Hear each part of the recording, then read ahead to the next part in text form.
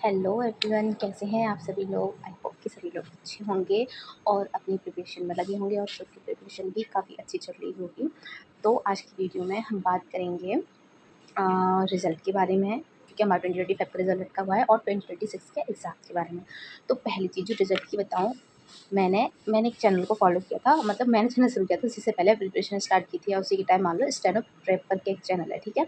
तो steno prep channel पे वो जो बताते हैं ना भैया, वो बिल्कुल जहाँ तक मुझे लगता है एग्जैक्ट बताते हैं, क्योंकि अब पहले भी जितने भी रिजल्ट वगैरह बाकी चीज़ें उन्होंने बताई हैं वो सही बताएंगे, क्योंकि उनके कोई सोर्स होंगे जहाँ से रिजल्ट वगैरह बनता है वहाँ पर। तो उन्होंने अभी तक जो भी बताया सही बताया। तो उनकी वीडियो से मेरे को देखने को मिला कल, यानी कि 28 जुलाई को रिजल्ट आने वाला था बट नहीं आया। तो प्रोबेबली इस वीक में आ जाए। बाकी जो मेरी पर्सनल मैं बता रही हूँ, जहाँ से मैंने पता किया है वहाँ से अभी तक तो कोई सोर्स नहीं आया है इस वीक का। तो रिजल्ट की कुछ कंफर्म नहीं है, इस वीक आ भी सकता है, नहीं भी आ सकता है।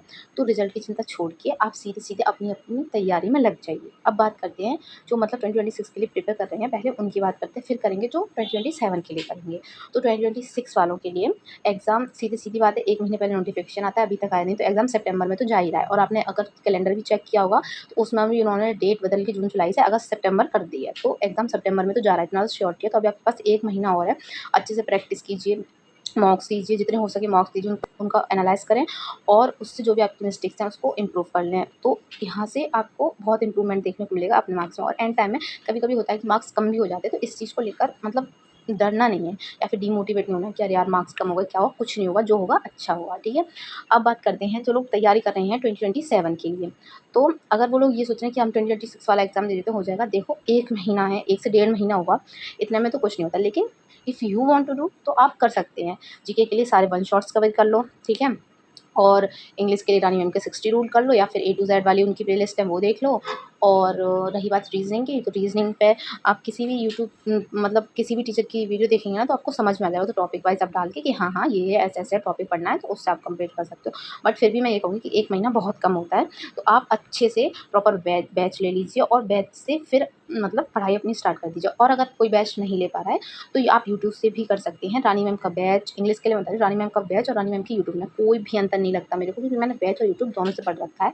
तो रानी मैम बिल्कुल सेम टू सेम पढ़ाती है। तो आप ए टू जेड ग्रामर से भी ग्रामर कवर कर सकते हैं, ए टू जेड वोकैब से वोकैब कवर कर सकते हैं। और प्रैक्टिस वैसे तो उन्होंने डाल ही रखे, तो वहाँ से आप प्रैक्टिस कर सकते हो। तो ये इंग्लिश आपके यहाँ कवर हो जाएगी। रही बात जीके की, जीके के लिए पहले आप वन शॉट देख लीजिए। वन शॉट से एक बार आपको थोड़ा आइडिया लग जाएगा पूरे उसका कि कैसे मतलब क्या है, कैसे चीज़ें आती हैं, कैसा सिलेबस है, क्या-क्या है इसमें। फिर आप वन शॉट के नोट्स वगैरह बना लीजिए, या फिर नोट्स आप ना बनाएँ तो मैं आपको प्रेफ़र करूँगी फैटमैन की बुक तो ज़रूर ले लें। तो इससे आपको फ़ायदा होगा। पहला कि आपको नोट्स भी नहीं बनाने पड़ेंगे, दूसरा अगर वन शॉट में कोई टॉपिक मिस हो गया तो आपको उसमें वो भी मिल जाएगा डिटेल में। तो आप एक बार वन शॉट से पढ़ के एक बार खुद भी उसको रिवाइज़ कर सकते हो। तो यहाँ से जीके ऐसे कंप्लीट हो जाएगी। रीज़निंग आप टॉपिक वाइज़ कर ही लेंगे और फिर जीके में एक बार ये करने के बाद फिर पीवाईक्यू सीरीज़ कर लो, तो इससे जब क्वेश्चंस करोगे फिर उसको रिवाइज़ करते रहो, तो ऐसे-ऐसे इंप्रूवमेंट हो जाएगा। और जितना जल्दी हो सके ना अपना सिलेबस कवर करने की कोशिश करना। बाकी आप जितना भी टाइम दो ना प्रैक्टिस को देना, जितनी ज़्यादा प्रैक्टिस करोगे उतना ही आपके लिए अच्छा होगा। और मॉक्स के लिए टेस्ट बुक का पास ले लेना, सेल भी चल रही है 31 जुलाई तक। हमारा कोड RD70 यूज़ कर लेना, तो एक्स्ट्रा 10% का डिस्काउंट भी मिल जाएगा, क्योंकि टेस्ट बुक से ज़्यादा अच्छा प्लेटफॉर्म आई थिंक कोई है ही नहीं मॉक्स के लिए। तो आप वहाँ से अपना मॉक्स लीजिए, उनको एनालाइज़ कीजिए और अच्छे से इम्प्रूवमेंट कीजिए। तो अब इसमें मैंने दोनों चीज़ें बता दी, 2026 के एग्ज़ाम की डेट, 2025 के रिज़ल्ट की डेट, ठीक है? तो अब बस तैयारी कीजिए, फिर आपको सोचिए रिज़ल्ट कब कैसे क्या आएगा, जो भी हुआ हो गया, अब आगे आपके हाथ में है, तो आप कर सकते हैं, ओके? तो अच्छे से पढ़ते रहिए और आई होप कि आपका सबका रिज़ल्ट भी अच्छा आए, अच्छा एग्ज़ाम हो। तो अब जब भी टाइम मिलेगा तो वीडियो बनाऊँगी। और रही बात प्रिपरेशन की, अगर ये समझ में नहीं आ रहा है कि कैसे कहाँ से स्टार्ट करें, तो चैनल पे मैंने डेली टारगेट सीरीज़ डाल रखी है, इसमें आपको डेली टारगेट्स दिए हैं कि आपको इतना-इतना ये पढ़ना है, तो आप उससे भी पढ़ सकते हैं। बहुत से बच्चों ने पढ़ा है और बोला भी है कि अच्छा है, तो आप एक बार ट्राई कर लीजिए, ट्राई करने में कोई बुराई नहीं है, ओके? और तो thank you for watching, bye bye. और कोई डाउट हो तो ज़रूर बताना, मैं वीडियो बनाऊँगी टाइम मिलने पर। बाय।